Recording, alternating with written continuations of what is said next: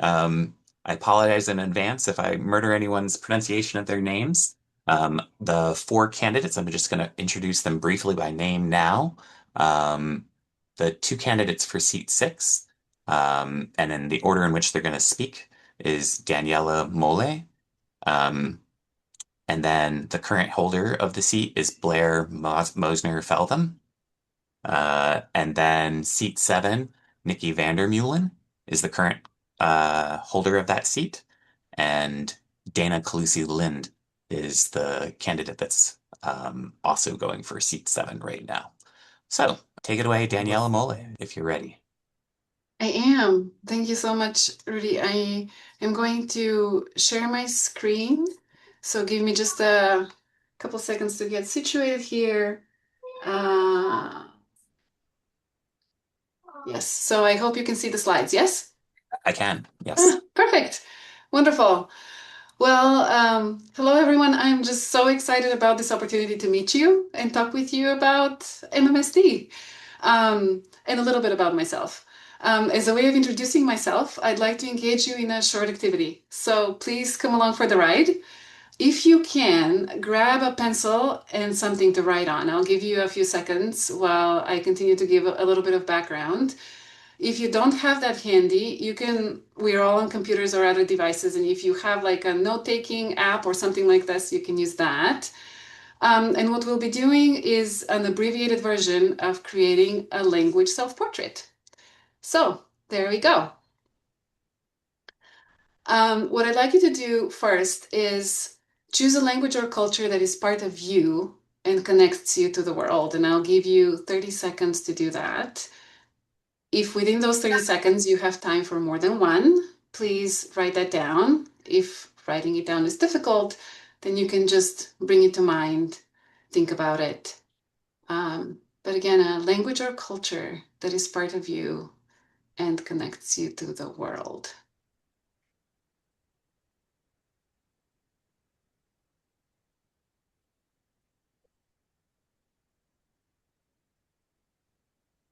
And then the next step in our portrait is picking a color that you associate with this language or culture. And again, if you wrote a couple, two or three, please pick a different color or a color. Doesn't have to be different for each. And again, I'll give you 30 seconds to do this.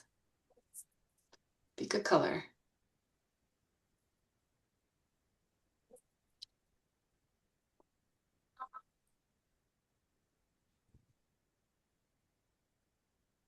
And then the last and final step in this abbreviated activity is connecting the color to a part of your body.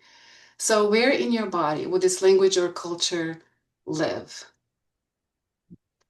Where would you place the color that you selected for the language and culture that you were thinking of that helps connect you to the world? And again, I'll give you a few seconds to do that.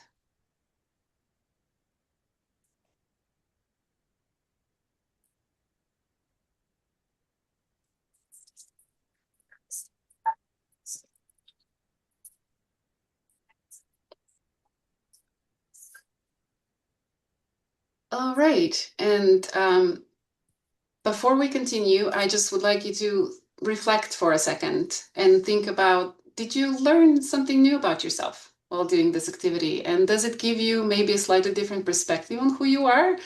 Maybe there is an emotion or a thought that came up. And while you're thinking about this, I will show you mine.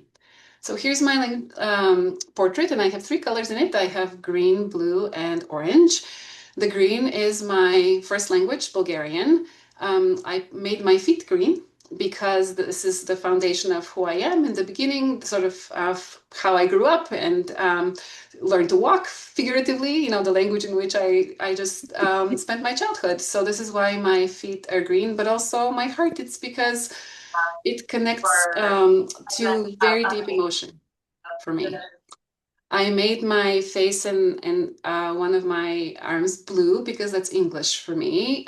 This is how I perceive the world and interact with the world, but also how I work. I interact with and do my work as a researcher through English. And then finally, orange is my Spanish.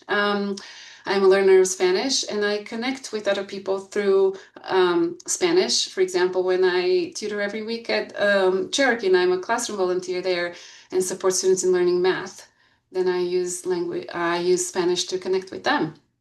So, um, you may be wondering why. Why did we do this activity? A few reasons. First, because I wanted you to experience who I am and what I bring rather than me just telling you about it. I wanted to show you rather than just telling you what I bring, which is a research informed perspective to teaching and learning and a classroom focused lens to education in general. I also wanted to highlight that paying attention to the needs of multilingual learners, which is my background, teaching and learning English as an additional language, that really is transformative. When we think about what the specific population of students need, we really think differently about teaching, learning, relationships between students and teachers, and literacy. And I welcome your questions, and I have links to my website. So thank you. This is my 5 minutes. Thanks, Danielle. That was perfect. Okay, next for seat 6 is the current office holder there is Blair Mosner Feltham. Are you ready? Go ahead. Yeah, I'm ready. Thanks for holding this, and thanks, Danny, for your presentation. It's nice to meet you. I'm Thank Blair you. Mosner Feltham. I am seeking re-election to seat 6. So I've been in the seat since 2023. And I think you should vote for me because experience matters in the work, in the fight for our schools, and in our schools themselves. So I want to start by telling you a little bit about my experience. You can get to know me, and then I'll keep going with sort of like some of the stuff I'm proud of in my first term and what I'm looking forward to in my second. So the first thing that I want you to know about me is that I'm a public school teacher. I teach high school in a neighboring district. I teach alternative education now, although I've taught other things in the past. I've been working in public schools for 15 years, at the building level always, so always in a school, not at the district level, not beyond that, but in a school for 15 years. And always on a teacher contract, which I think is important, and I'll get to this in a little bit, because with the coming return of collective bargaining, I think having that perspective is really important. I worked for 7 years at Madison West High School here in MMSD. Before that, I worked in 2 schools in California, and I've been in the neighboring district, like I said, for this is my 4th year over in Sun Prairie. In Sun Prairie, I'm teaching now, and I also had a role as it was an equitable multi-level systems of support site coordinator. So I was responsible for supporting our teams in reviewing data for all 1,300 kids on a weekly basis to make sure that nobody was falling through the cracks and they were getting the interventions that they need. I also want you to know that I've been a union member for most of that time. There was one school I worked at that didn't have a union. I worked there very briefly, but otherwise I've been a union member. I was an MTI, so a Madison Teachers Inc. here in Madison, building rep for a long time. I was in the in leadership in MTI, and I'm still a union member now. And through union organizing in MTI, when I was working at West, I became involved in board matters and started attending board meetings, giving public comment, and participating in that way. And then I joined the board with your support in 2023. And I want to tell you a little bit about what I'm proud of in my first term. So I feel that I'm running on a set of wins. I think it's been a really successful term. And some of the highlights from that first term include hiring our great superintendent, Dr. Gothard. Before that, we had sort of a revolving door of superintendents. And now we have this amazing leader that I was involved in the hiring process for. So I'm really proud of that. I'm really proud of passing a balanced budget for the first time in many years. We just passed in October. So we worked on that for a year. I'm really, really proud of that. I'm really proud that all of the budgets that I've passed with the board, we have hit the cost of living increases for MMSD employees every single time, which means that we're able to attract and retain people to come and teach and work in Madison. We've expanded 4K and mental health in schools. And I'm super proud of that, and also begun work on the MMSD Excellence Together strategic framework.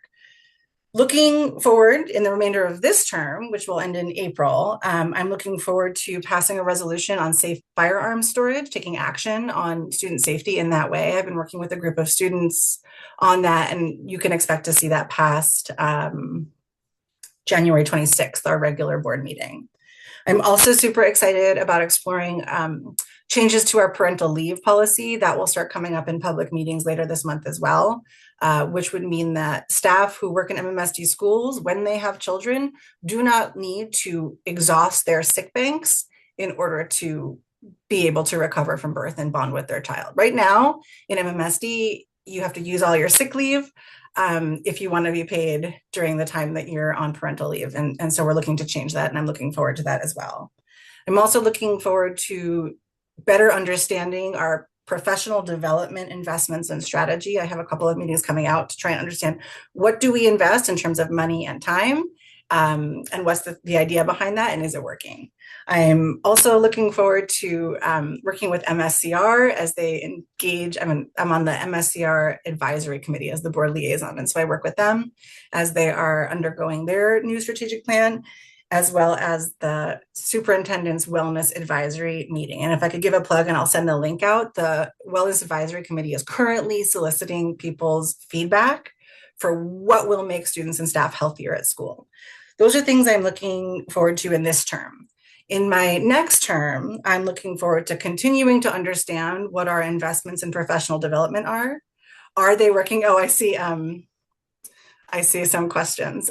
So more recess, thank you. One of the things that I was most proud of, I should wait, Q&A later. Okay, looking forward, I'm looking forward to continuing to understand professional development. I'm looking forward to the return of collective bargaining. I think I'm uniquely positioned in the city to be able to move MMSD and MTI into that process in a really productive way. And I'm looking forward to building across city agencies, across elected bodies. So with people in the Common Council and with people on the Board of Supervisors, to building the political will to be able to make Madison a place that people want to and can live in and thrive in, no matter what may come. So that's my pitch to you. And I'm sorry I got a little distracted by the questions. I'll go ahead and cede my time and get back to those at the appropriate moment. All good. That was exactly within the time frame. Yes, we will have a Q&A afterwards. And questions that appear, definitely people throw your questions into the chat now. The more that we have there, the easier it'll be in our longish now Q&A session afterwards. Okay, so those were the two candidates for seat 6 introducing themselves. For seat 7, I randomly again determined the order that people were speaking in, and the first person that's going to speak now is Nicki Vander Meulen. Whenever you're ready, Nicki. Yes, my name is Nicki Vander Meulen. I'm the current seat holder of seat 7. I am the longest serving school board member on the board. I've been on, it'll be 9 years in April. I started serving in 2017. I decided to serve because I wanted to become a voice for the voiceless, to help all individuals provided education. I'm doing a quick shout out to Lapham-Marquette because my father actually was a Lapham student in the early 50s. And so that was one of the first schools I ever visited and ever saw. So I could see he's a basketball coach, retired. And one of the first schools I ever saw in Madison, because I went to all 53 in my first term, was Lapham. So I could, with him, to see his old gym. And that was really bonding, a really special moment. What I think we need to do at MMSD is to focus on the future while not forgetting the past. Years of experience lead to sound judgment. I have that experience. I am a union member. I have been a member of AFT, America's Teachers Union, since 2018.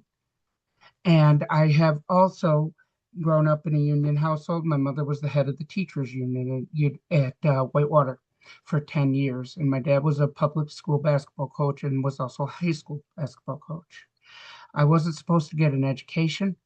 My parents were told to institutionalize me at age 6 because individuals with autism and cerebral palsy were not given an education in 1984. They were institutionalized. My mother sued her boss when I was 6, and that spurred a love of education. I'm an attorney by trade. I focus on juvenile law and juvenile criminal defense. What I'm proud of is I have never voted for a budget that has not had COLA. One. Two, I have fought for COLA every cost of living increase. I apologize for the acronym every single time I've run. Two, I believe all of our students can learn, need to learn, and need to be treated equitably, not equally, equitably, to make sure that they have the skills and time they need. Pardon me, I meant my parents' house. Um, but so excuse the interruption. Um, as I was saying, what I'm proud of is that I fought for the rights of every student. I was with the team and Blair was with me that gave 8%. And COLA the year that it was 8%. But here's what we need to work on. What MMSD needs to work on. One, transparency. We are not a transparent enough district. We need not just meetings live streamed, we need retreats live streamed. Not everyone can physically drive to get to a meeting or get transportation or frankly afford it. Not also, there are people who may be deaf or have language issues who we don't have an interpreter necessarily on site. And so that is also essential. The second thing we need is smaller class sizes. I'm sorry, but you can't learn to read in a class size that is 30 plus kids. We need a hard cap, and we need it at 23. The last issue that we need to work on is teacher salary compression. People deserve to be paid for the years they work. They deserve to be paid honestly and fairly, and that doesn't need to have a $100,000 consultant. We don't need a consultant, period. We have had studies done in the past. There are ways, and I've explained it on my website, and I'll be glad to link it afterwards as well, on how we can go individually step by step so that we can fix the compression as soon as possible. Because teachers will retire, and their retirement's based on the last 3 years of their earnings. It needs to be done and done now. And I ask for your vote for seat 7 on April 7th. Thank you. Thank you, Nicki. I hope that wasn't too far over because of Nope. the phone thing. Nobody really went over. So far, everybody's really on target. I'm so glad too, because I've had to do mock trial type stuff and like holding up the yellow light and you've got 1 minute left. I'm glad I haven't had to do that. So, um, uh, Dana Colussi Lynde is our last candidate, also for seat 7. Did I pronounce that correct? You bet. Okay, good. Thank you, and go ahead when you're ready. All right. Well, thank you, Rudy, and to all of the other parents and teachers who invited us to this meeting. I am Dana Colussi Lynde, and I'm running for seat 7. I was moved to join this board because I want to take a more active role in shaping the future of our community. I saw a need for new, innovative ideas on how to meet the unique challenges ahead while continuing to support all students in our Madison public schools. For a little bit of my background, I was born and raised in the Madison area to 2 former teachers. My mom was a tech ed teacher, my dad was a special ed teacher, and they taught me to value public education. We moved to Madison for my freshman year of high school so that I could specifically attend Madison West. I went on to graduate from there, where I also completed the youth apprenticeship program for information technology. And then I went on to earn my degree from Madison College, leading to a 25-year career in technology. I am currently an IT development manager for a continuing education organization. My background in technology and analysis has prepared me to study and implement new solutions to meet the demands of the future for our schools. In addition to my work experience, I became fascinated with politics in high school and have been involved in volunteering for local nonprofits and political campaigns for the past 15 years. In 2019, I joined a political training organization called New Leaders Council, which gave me further exposure to the campaign process. And canvassing has allowed me to talk with my neighbors about the issues that are most important to them, and New Leaders Council prepared me to push these issues forward into the places where they would have the most impact. I have heard the concerns from my neighbors and friends around the high cost of property taxes. I have also felt them. While it would be really difficult to reduce the amount of money needed to run our schools and support our students and their teachers, I want to ensure that our board spends this money in the most responsible and equitable way. We owe it to our community to be thoughtful and intentional with their money. One way I can help with this is to evaluate the district's use of tablets in the classroom and see if we need to redirect funding to other apps or educational materials that provide additional value. I'm also looking forward to the results of the salary review project so that we can evaluate where we may need to make changes to our salary structure for teachers so that we can hopefully negotiate a salary schedule that is more reflective of the impact that our teachers have on our students. I would also want to ensure that our board is transparent with how referendum money is being spent and whether the money being invested is having the outcomes we intended. My analytical experience can support the board in translating some of these complex budgetary allotments into digestible metrics for our community. Another concern that I've heard from teachers and parents is around safety in the classroom. Our schools are not currently equipped to handle students with severe and repeated behavioral issues. There is not enough mental health support for these students, and discipline alone will not fix this issue.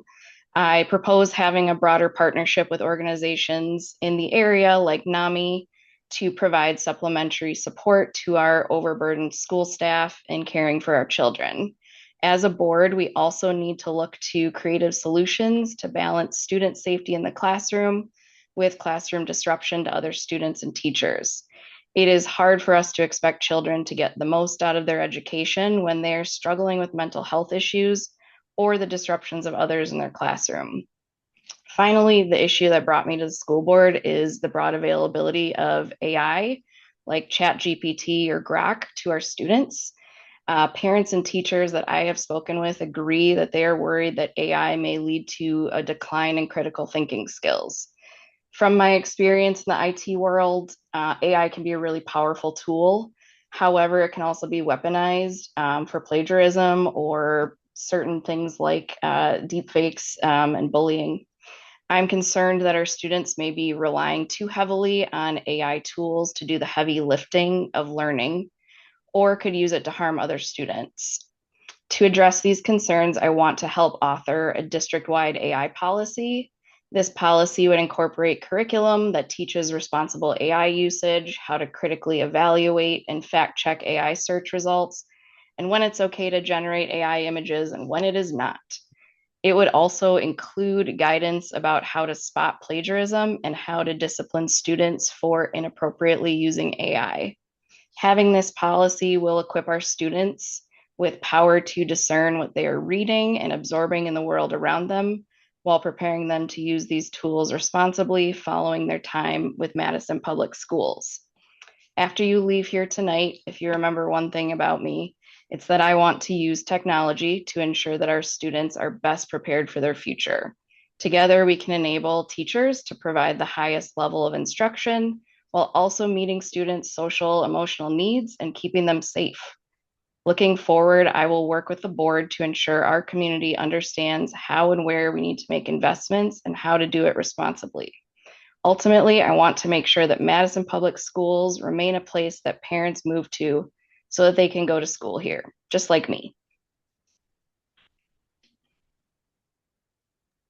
Awesome. Thank you very much. Okay, so we will move into the Q&A portion. We have until 7:20, 19 minutes from now. We're not going to get through all the questions, but we will just work our way through from top to bottom for them. What we will do is send the questions that are in the chat onto our candidates and allow our candidates to respond by text message or by written message. And then we will publish that with the recording on our website somewhere. So I encourage every viewer on here to throw questions on that come to mind. I just threw one of my own that's been bubbling around in the back of my mind, so it's not very well coherently written since I was trying to do multiple things at once. Yeah, so if every viewer wants to put questions on there, they will get forwarded on to our candidates. So the very first question that I see is from Catherine, and it's about more recess time. What does MMSD's and specifically the board's role in directing MMSD have to do? Like, what can you do, and what is your feeling about more recess time for our kids? I guess we'll just stick with the same order that we had, and I'll just call people out if hopefully it's okay to call you by your first name. Um, Danny first, do you want to say something about that?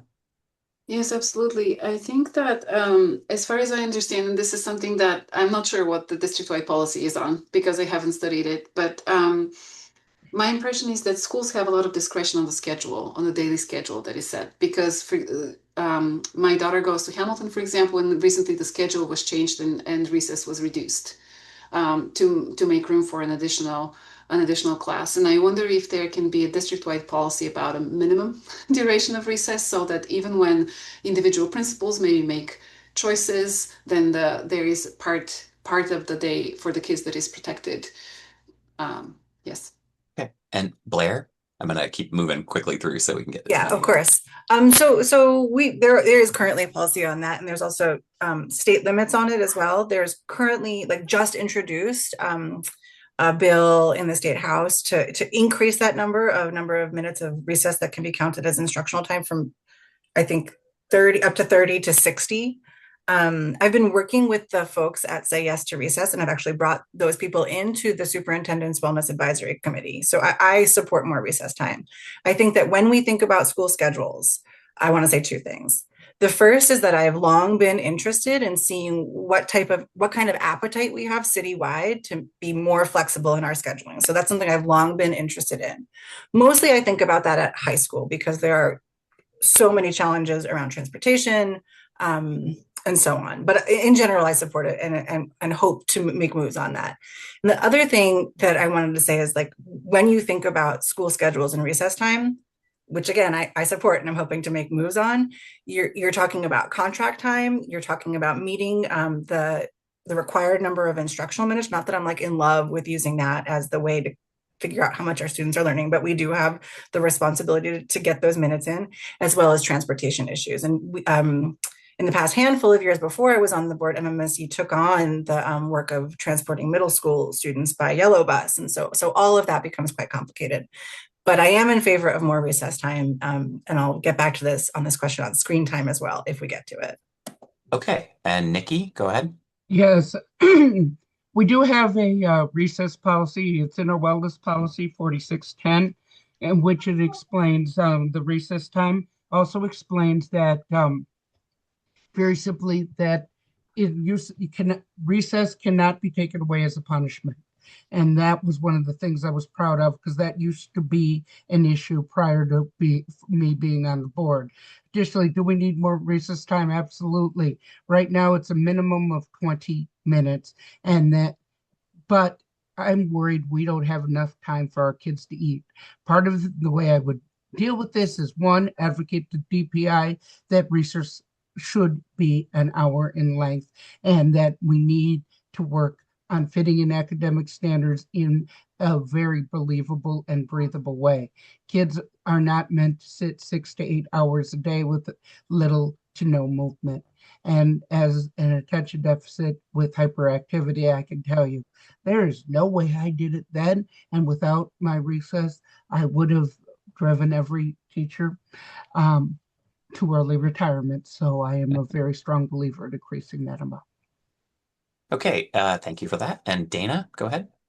Hi. I absolutely support extending recess time for kids. I think instead of potentially making it longer, maybe have it more frequently. So have some in the morning and some in the afternoon to break up that day. Particularly with younger children that just need to move their bodies more. It ensures that they can retain the information. Oh, someone just came off mute. It ensures that they can stay focused in class and also retain the information that they're learning, just to give some reset to their brain.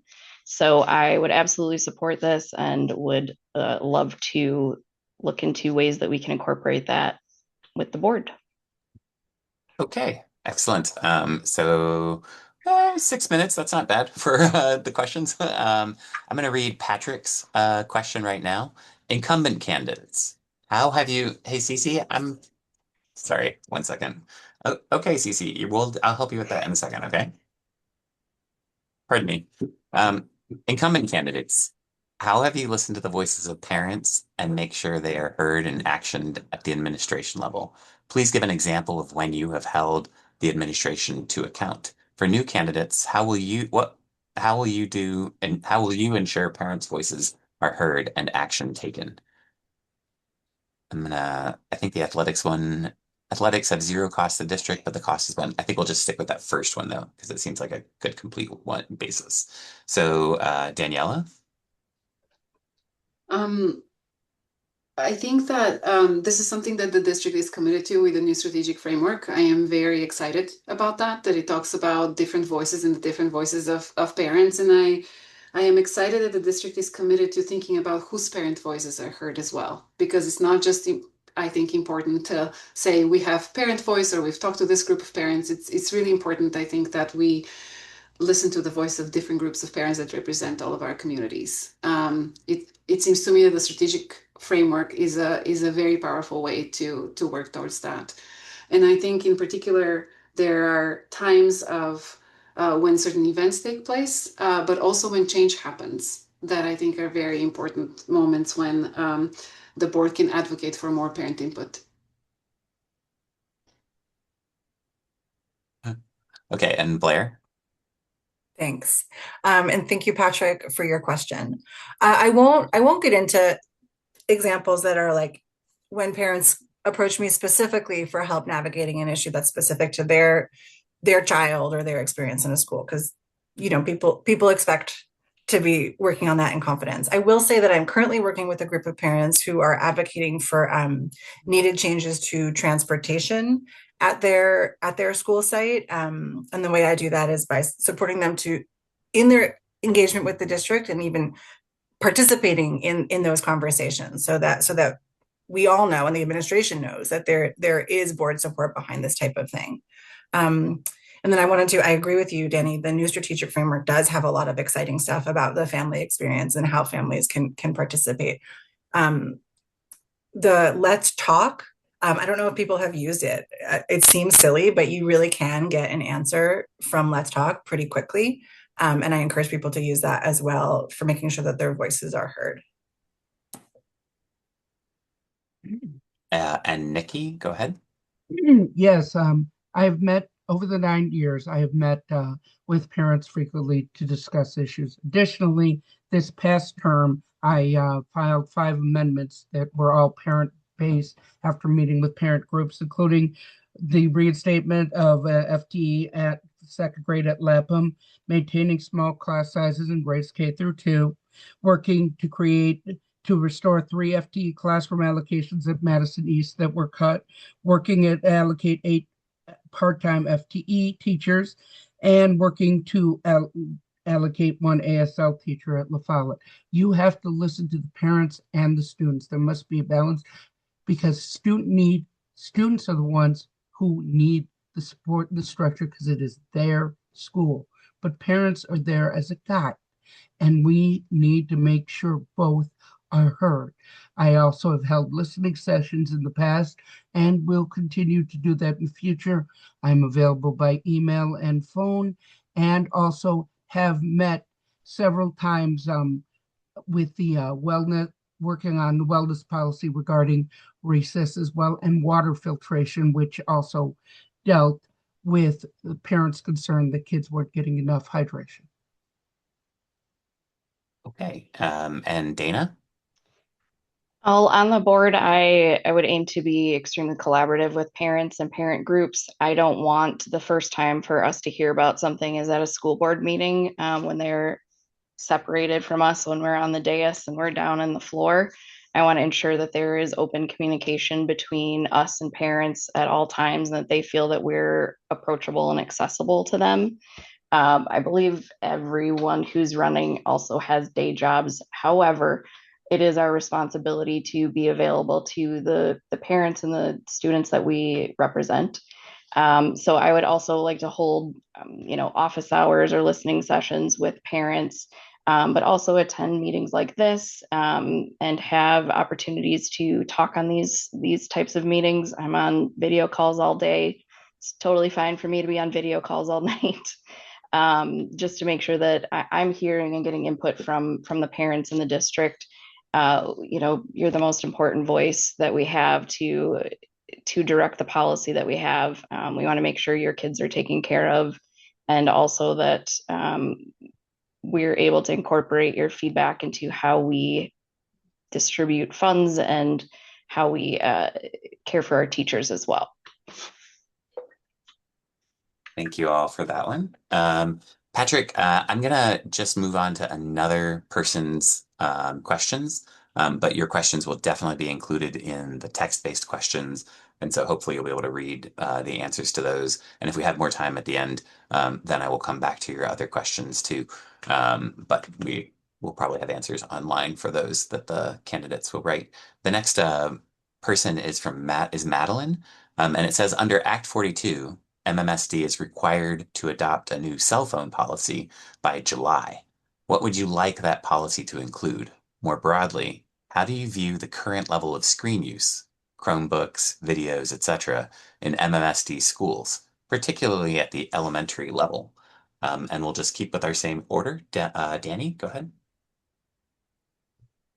Thank you. In the schools that I've been in, the elementary schools and middle schools, I've seen pretty widespread use of the current policy, which is that phones are out and away during the day. I would be curious to learn more about what it looks like in the other elementary schools that are part of the seat, including Marquette. So I think that something similar to what it is now for elementary kids, I don't think they need access to their phones during the day. Otherwise, for screen use, though, I think I would love to take a closer look at how we know that certain online curricula or programs or resources are really working for our kids. Because I don't think that it necessarily are. I think oftentimes kids spend a lot of time in front of Chromebooks, not engaged in productive learning because they need additional support, because the program or the resource is not made for them. And so I would be really curious about looking at data on how we know that the online resources we provide for kids and that kids engage in during class time are really contributing to their learning. And so I mean both qualitative data from teachers, parents, but also quantitative data. So that's something that I would really love to explore in an evidence-based manner as well. Okay, and Nicki, go ahead. Yeah. Wait, Wait, you Blair. forgot me. You skipped Blair. Yeah, Blair. Okay, He's distracted. do you mind if I go in and we'll just sort of self-facilitate this part while Rudy's doing his thing? Yes. Okay. So sorry. You're good. We've got it. We got it. Don't worry One about it. thing that I want to make sure that people understand is that even though there are 7 seats on the board, all of the seats need to be able to represent the students of Madison broadly, all almost 26,000 of them, and all their families, and all of the people of Madison who don't have kids in school anymore, or never did, or never will, but are still living in Madison, whose neighbors are MMSD graduates, whose home health aides are Madison graduates, whose therapists are Madison graduates. So the whole community, even though it's separate seats. So I just want to make sure that's super clear. I also wanted to make sure that people know that just recently MMSD engaged in a data sharing agreement with the La Follette School of Social Affairs to study what might be an equitable, fair, enforceable policy that will work for student learning. So currently we have experts studying that, and I'm excited to see what they come out with. Generally speaking, and speaking as a high school teacher who regularly it's too much. The cell phone use is off the wall. I support a bell-to-bell ban. Don't mistake my enthusiasm for it for me thinking that it will be easy at all. It will be a huge shift in our high schools that will require a ton of work, but it's worth doing. And then for younger students, I am in support of some limits on screen time, understanding both how we use them in curricular ways, in free choice ways, and making some limits on that, because I do think it's an awful lot. And it affects not just a student's academic learning, but their social learning as well. Yes.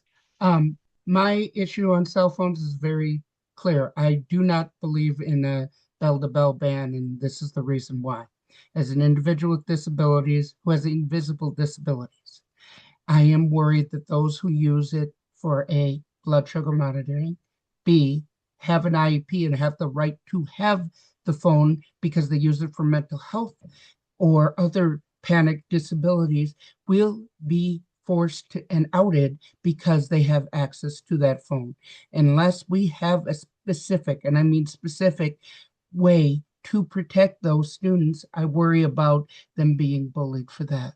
Additionally, I think the way you best teach cell phone is not by banning bell to bell. Instead, what you do is to show them how to use it responsibly, what websites, how to check a website, how to make sure as a history major and as a lawyer, one of the first things you learned at Wisconsin, you didn't get your computer passwords till the second semester. You had to learn how to do the research by the books. Yes, I'm that old. So very simply, you had to learn the proper technique and teach it. Learning online isn't a bad thing. It's how you're taught, who teaches it, and how to combine it. Secondly, on the use of tablets, very simply, as someone who can't write it as a kid, and it took me 18 years to write my name, I respect the use of tablets for disability, but nothing, I repeat, nothing will replace a classroom teacher who has the knowledge and the experience to provide the education. So it's about balance. Do I want the cell phone in the classroom? Not unless it's necessary, but bell to bell will lead to individuals with disabilities unfair targeting. Thank you. Thank you, Nicki, for opening my eyes to a use for having the cell phones in the classroom. I think that they are a tremendous distraction for most kids. And so we need to find a way to be able to put them away during class. I don't know if that means a complete ban or a complete ban just during class time, but they can have it in passing. I also worry about kids not being able to reach their parents should there be some sort of emergency at school. I had a really good friend who was a parent at Mount Horeb when there was the shooter who couldn't reach her child and was beside herself. And so kids need to have cell phones for those types of situations. So they need to be accessible in a classroom, but maybe not with them at their desk. So that's where I'm looking to get input from parents and students and teachers on what's the best way to approach this that can meet everybody's needs around safety and also a lack of disruption in the class. Around tablets and screens in the classroom, I think, again, they're really powerful, and I think they can really supplement a lot of what the teachers are teaching. And it reduces costs for buying books. But there are probably some subscription services that we could probably get rid of at this point that maybe aren't working for our students anymore. So I'm really excited and curious to hear what the La Follette School finds. But in terms of how much time students are spending on the tablets, they're having a lot of time on tablets at home as well. And so we need to balance that out, not just with their instructional time, but also for their physical well-being. Their eyesight can start to go bad, their necks start having issues. So we need to care about that now that we're not entirely doing at-home learning, and we can start to bring back some more in-person instructional time a little bit away from the. Thank you so much for joining us. Thank you, Rudy, for running that. That was a fantastic space to hear from the candidates. Thanks for your time and all your information. We are going to